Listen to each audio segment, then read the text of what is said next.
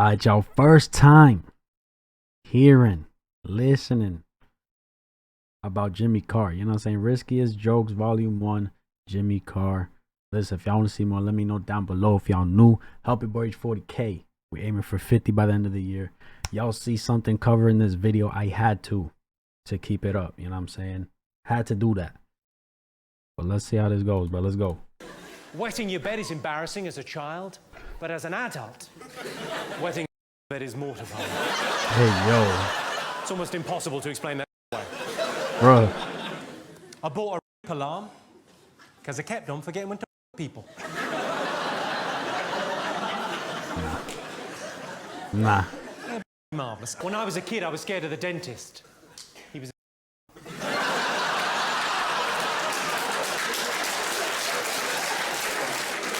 I suppose that begs the question, how many fillings did he give me? Oh, yo. Hey, yo. Hey, yo. Fundamentalist dolls. Do they blow themselves up? In Palestinian passports. Bro. See, look, let me talk and like cut the time. You know what I'm saying? Cause I edit and mute my videos, bro. The first I ain't even gonna say, bro. I ain't even gonna say. Just know if you guys hear mutes, I had to do it too. You know what I'm saying? Bro, it's crazy cause we can't joke like this anymore. You know what I'm saying? I mean, we could, but you're bound to get thrown at you from the people. You know what I'm saying? You just can't joke about nothing anymore. And it's sad. Because now all these comedians or up and coming comedians, you know what I mean? They want to joke. They want to entertain. But they got to hold their tongue. They got to hold back. Because they got to worry about offending somebody. You know what I'm saying? Some out here don't really give a fuck. And respect to them, you know what I'm saying? But it sucks, man. It sucks. It really does suck. Like, comedy will never be the same as it was before. And that's unfortunate in my eyes. You feel me? Under occupation, do they just put Israel? That joke is only there to test where the Guardian readers are sitting. No further questions. Back to the knob gags. I met an incredible girl on the internet. Smart, sexy, uninhibited. Of course, it turned out to be a 12-year-old paraplegic boy. What? I'll be honest, the sex was disappointing. Oh. I think we've reached a barrier there, haven't we? Hang on, we will laugh at that and nothing more. Well, fair enough. I don't want to make a big deal of this, but I recently adopted a newborn African child. He was just £7, plus postage and packing. That's how they get you. Fucking A. If only they'd put holes in that box. Fucking A, bro. Yo. And that is the joke, interestingly, that Richard Curtis said was a bit much for the comic relief gig. See, bro, like, we can't hear, we could, but you're bound to hear shit from it, bro. Guaranteed. There's somebody in the comments right now under this video somewhere. Because how many comments does it have? 1,000. One comment, right? Oh my God, he fucking said that we should cancel him. Yeah, man. When I was younger, I couldn't talk to women because I was hiding in their wardrobes masturbating. Bro. You would have totally given it away. YouTube, this is all You didn't see jokes. that coming, did you? Oh, I've written a rom-com. I wanted to tell you about this. I've written a romantic comedy. It's about a guy and a girl. Classic. Yeah. Initially, they hate each other. Classic. But they end up in bed together. Classic. It's called The...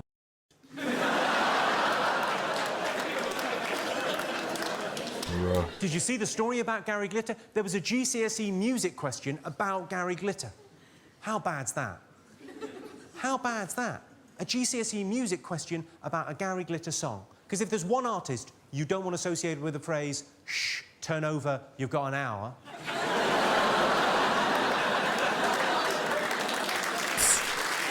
Bro. I should probably leave Glitter alone. He just wants to settle down and have kids. Leave the man alone, gang. I said to my girlfriend, I said, you want to experiment with a role play fantasy? All right, what? She said, no. I said, that's the spirit. All right, buddy. That's like the fifth. You know what I'm saying? The fifth joke. Such a horrible word, though. It's such a harsh, brutal, awful word. That's why I prefer to call it a struggle snuggle. Yeah, call it that so I don't have to edit too much. You know what I'm saying? Keep calling it that. No, it's not gonna hear that word. You couldn't stay mad at a struggle snugglist, could you? Bloody adorable. A lot of people like to smoke cigarettes after sex, but you can't buy cigarettes until you're so I have to get them for both of us.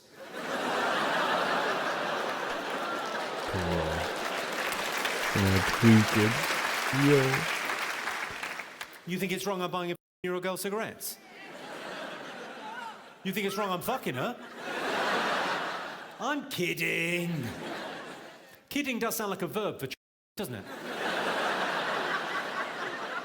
I'm kidding. Are you joking? Obviously, it's a family show. Imagine. I've noticed a thing. I go out to see a lot of comedy shows, and I've noticed a thing. Comics tend to do their best stuff right at the end of the gig, and then they leave the audience wanting more. It sounds good, doesn't it? But it doesn't make any sense. Because you, the audience, are left wanting more, and the comedian has fucked off. That doesn't make any sense. So what I'd like to do... It's like a cliffhanger type of shit, bro. You watching a good-ass show, ends crazy. Like, oh my God, what's gonna happen next? Black screen. You're pissed, and you gotta wait for the next episode. Comedian has fucked off. Crazy. That doesn't make any sense. So what I'd like to do, because I've given it some thought, I'd like to torpedo this gig with some very unpleasant jokes that will offend and upset you all. Yes. Yeah, no. Come on, And then bro. you can all leave thinking, thank fuck that's over. You're welcome. Let's begin. If women are so good at multitasking, is it too much to ask? Tickle my balls while you work the shaft? Half a joke, half public service announcement. Ew. I often get asked, are you ever going to get married?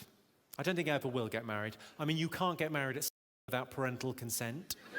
Bruh. And that's not going to happen. They still think she's dead.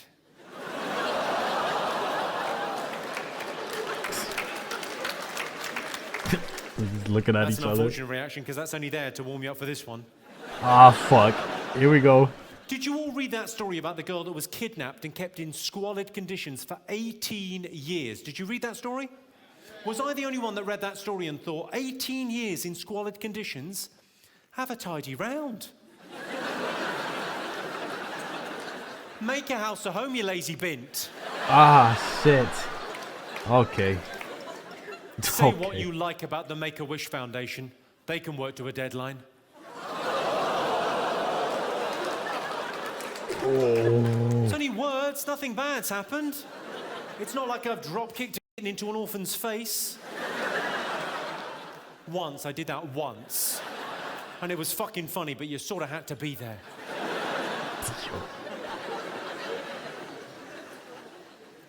I think I've sorted out the credit crunch.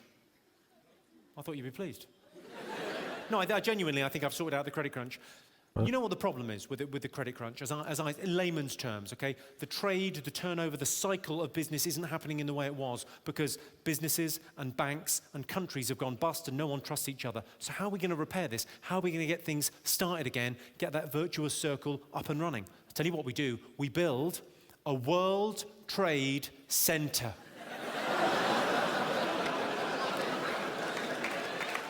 I can see you sat there with your arms crossed thinking that's going to be a fucking big building. We're going to have 2 of them. I saw the chief of the New York City Police on the news. He said, we will never forget 9/11. I thought, what's your fucking home, not your phone number?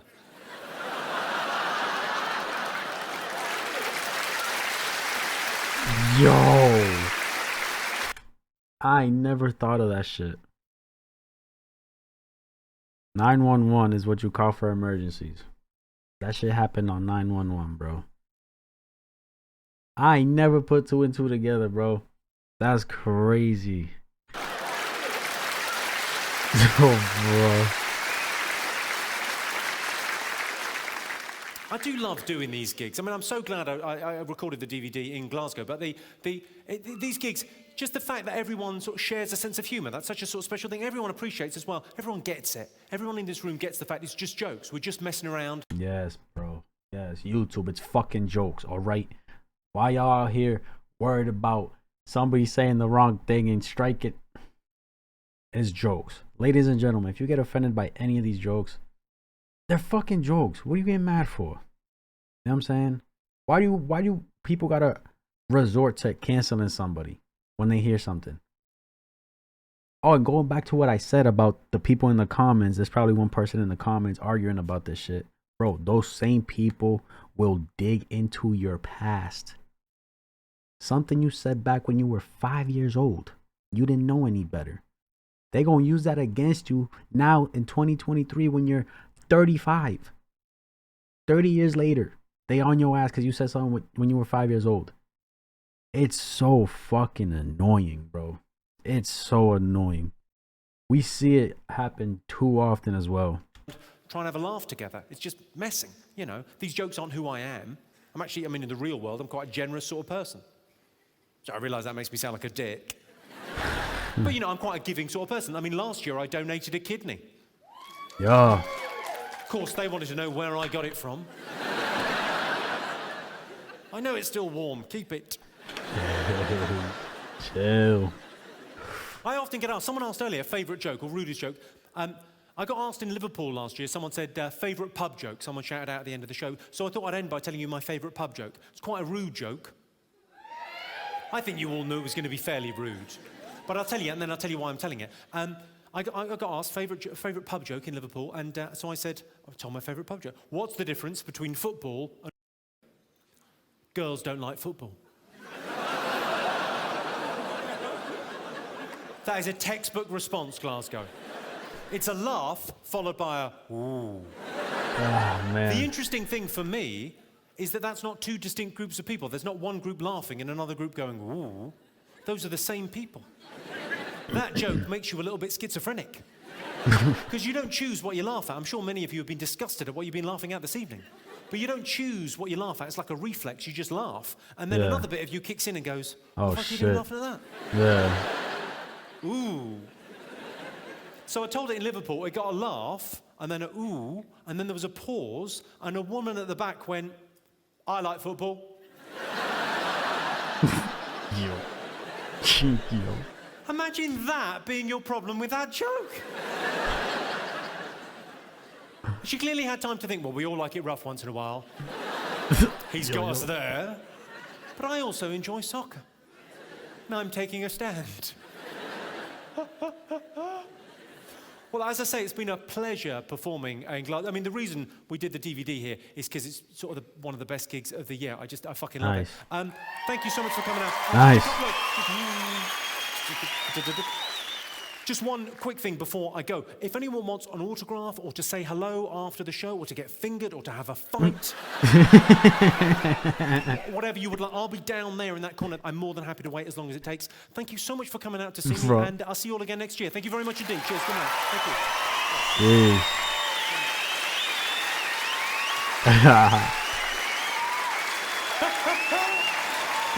you. Nice. Nice, bro. You know what I'm saying? Oh, man. Riskiest jokes. I don't know, bro. Just, again, we see it often. People, they get butthurt, bro. They get butthurt, and it's a joke. Bro, it will literally be a joke. Literally. It'll come off as a joke, and they're still mad about it. You know what I'm saying? I understand that there's a few things that it's a very thin line crossing, you know what I'm saying, from seriousness to joking. A lot of things in this world, there's a thin line between those type of things, but overall it's just like, this is what the person does. They joke, they entertain, you know what I'm saying? Why try to cancel somebody for that when that's literally their means of income, their career, you know what I'm saying? But not only that, just in general, deadass. Just in general. This man not only has the perfect dark jokes, but the perfect sociopath face to deliver them.